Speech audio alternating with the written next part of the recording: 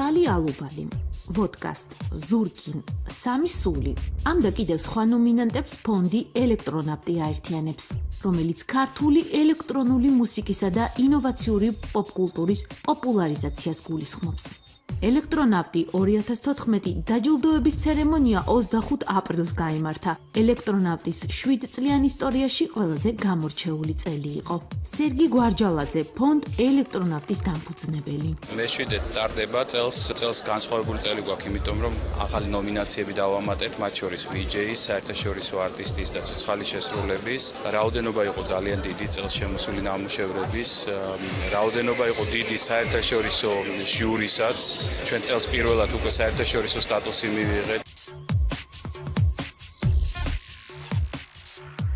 12 ნომინაციაში გამარჯვებულები ინტერნეტში გამართული ხმის მიცემის შედეგად გამოვლინდნენ. სამსო, ელექტრონავტის მონაწილე. ელექტრონავტების დაარსების დღიდან სურვილი მქონდა ძალიან ყოფილიყავი მონაწილე. სოლო პროექტით სულ 1 წელია რაც გამოვედი, გამოვიდა ჩემი შემოქმედება ხალხთანელისთვის. არ ვიცი, ალბათ ყველა არტისტისთვის საოცნებოა ელექტრონავტების სცენაზე დგომა და ჩემთვისაც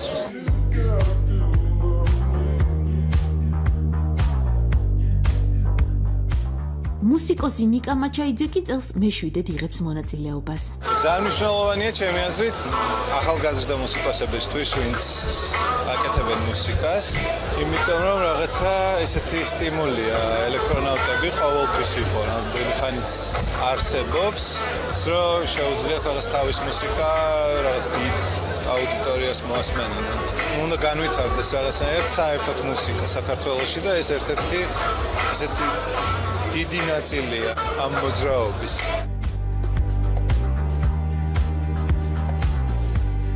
ელექტრონავტის ისტორიაში უცხოელი არტისტების რაოდენობა მიმატა. ფონდმა წელს მინიმუმ 50-მდე უცხოელი არტისტის გამოსვლა დათვალა. ნაჯა ორაშვილი, წამყვანი, ელექტრონავტის წევრი. 5 წელია რა შართული ვარ ელექტრონავტების დაჯილდოების ცერემონიალზე და ამ 5 წლის მანძილზე ვნახეთ თუ როგორ განვითარდა ეს სცენა, როგორ გაიზარდნენ არტისტები, რამდენი ტრეკი შემოდის, რამდენი ალბომი გამოდის და ეს გვაძლევს საშუალებას, რომ ვიფიქროთ, რომ ეს არის ძალიან პროგრესირებადი სფერო და მომავალ წელს ალბათ უფრო განსაკუთრებული იქნება.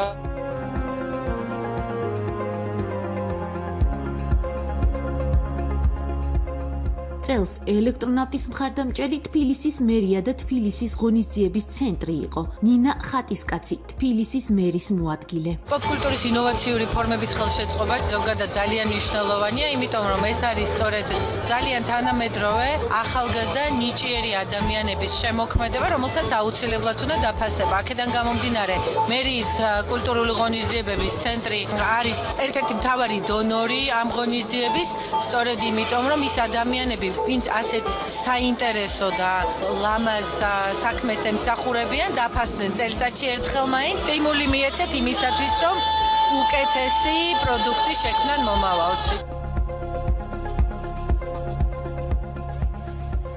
ნესტან ნენეკვინიკაძე ელექტრონავტის პირველი წამყვანი იყო, ამიტომ ფონდის განსაკუთრებული გულშემატკივარია. ყველაზე უცნაური ის არის, რომ ელექტრონული მუსიკა იყო ის ერთ-ერთი, რომელსაც ყველაზე სკეპტიკურად უყურებდნენ და რეალურად ყველაზე გვიან აღიარეს ჩვენ ქვეყანაში.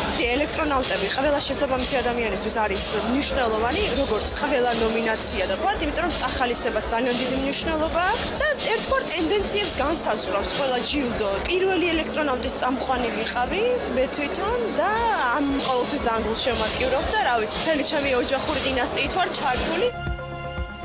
კეთათო. ძალიან მნიშვნელოვანია საერთოდ ეს დაჯილდოება, კარგია რომ პაუზის გარეშე ყოველ წელს სტარდება, იმის საერთოდ ძალიან კარგია თუ გააცნობიერებს, რა ვიცი, საზოგადოებად გარკვეული დახმარება შეუძლიათ, რომ მუსიკაში, თანამედროვე მუსიკაში უნდა ჩაიდოს ფინანსები, რადგან ბევრად მეტის ამოღება შეიძლება და ქვეყნის პრესტიჟსაც მეტყველებს გარკვეულწილად.